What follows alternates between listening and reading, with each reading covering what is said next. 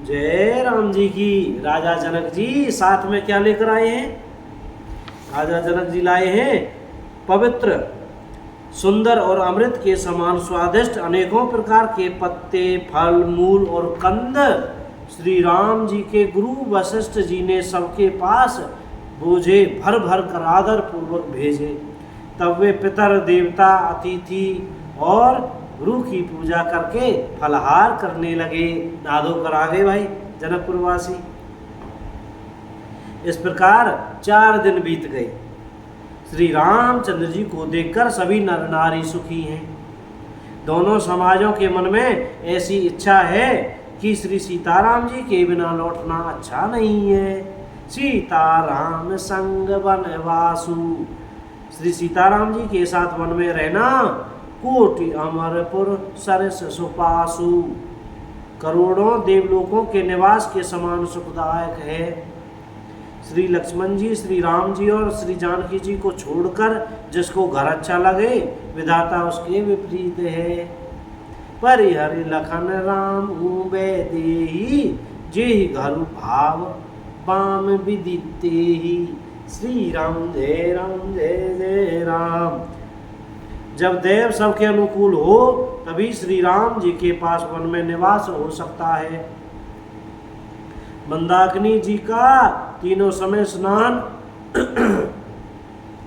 मंदाकिनी जी का तीनों समय स्नान और आनंद तथा मंगलों की माला समूह रूप श्री राम का दर्शन। अटनु राम गिरी मन तापस थल, श्री राम जी के पर्वत कामदनाथ, वन और तपस्वियों के स्थानों में घूमना और अमृत के समान कंदमूल फलों का भोजन। 14 वर्ष सुख के साथ पल के समान हो जाएंगे, बीत जाएंगे, जाते हुए जान ही नहीं पड़ेंगे। सब लोग कह रहे हैं कि हम ऐसे सुख के योग्य नहीं हैं। हमारे ऐसे भाग्य कहाँ। दोनों समाजों का श्री रामचंद्र जी के चरणों में सहज स्वभाव से ही प्रेम है। इस प्रकार सब मनोरथ कर रहे हैं। उनके प्रेमयुक्त वचन सुनते ही सुनने वालों के मनों को हर लेते हैं। उसी समय सीता जी की माता श्री सुनैना जी की भेजी हुई दासियां कौशल्या जी आदि के मिलने का सुंदर अवसर देख कर आई।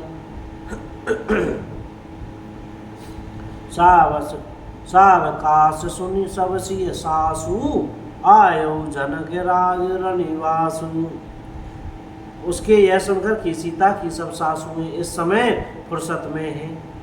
जनकराज का रनिवास उनसे मिलने आया। कौशल्या जी ने आदर पूर्वक उनका सम्मान किया और समयोचित आसन ला कर दिए। शीलु सनेहु सकल दुओरा, द्रवही देखि सुनी पुलिस कठोरा। दोनों ओर सबके शील और प्रेम को देखकर और सुनकर कठोर वज्र भी पिघल जाते हैं।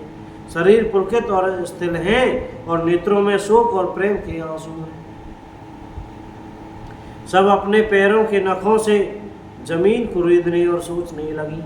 सभी श्री सीताराम जी के प्रेम की मूर्ति सी हैं, मानो स्वयं करुणा ही बहुत से वेश रूप धारण करके बिसर रही हो, दुख कर रही हो। सीता जी की माता सुनैना जी ने कहा, विधाता की बुद्धि टेढ़ी, बड़ी टेढ़ी है, जो दूध के फेन जैसी कोमल वस्तु को वज्र की टांकी से फोड़ रहा है। अर्थात जो अत्यंत कोमल और निर्दोष है उन पर विपत्ति डाल रहा है। अमृत केवल सुनने में आता है, विष जहाँ तहाँ प्रत्यक्ष देखे जाते हैं। विधाता की सभी करतूतें भयंकर हैं। जहाँ तहाँ कुएं, उल्लू और बगले ही दिखाई देते हैं, हंस तो एक मानसरोवर में ही है। यह सुनकर देवी सुमित्रा जी शोक के साथ कहने लगी, विधाता की चाल बड़ी ही विपरीत और विचित्र है। जो सृष्टि को उत्पन्न करके पालता है और फिर नष्ट कर डालता है। विधाता की बुद्धि बालकों के खेल के समान भोली विवेक शून्य है। कौशल्या के दो सुन काहू, कर्म विवश दुख सुख क्षति लाहू। कौशल्या ने कहा, किसी का दोष नहीं है, दुख सुख हानि लाभ सब कर्म के अधीन है। कर्म की गति कठिन है, उसे विधाता ही जानता है, जो शुभ और अशुभ सभी फलों को देने वाला है। बोलो राजा रामचंद्र की जय हो, अयोध्या धाम की जय हो, वृंदावन धाम की जय हो। श्री श्री राधा कृष्ण जी की जय हो। चमेली वन धाम की जय हो। श्री हनुमान जी महाराज की जय हो। अपने अपने गुरु महाराज की जय। सब संतन की जय। जय श्री राधे श्याम। जय राम जी की। भैया बोलने में, पढ़ने में, कहने में, सुनने में हमसे कोई गलती हो गई हो तो कृपया क्षमा करें। और मुख में श्री सीताराम सीताराम, राधे श्याम बोलते रहो भैया। जय राम जी, सीताराम।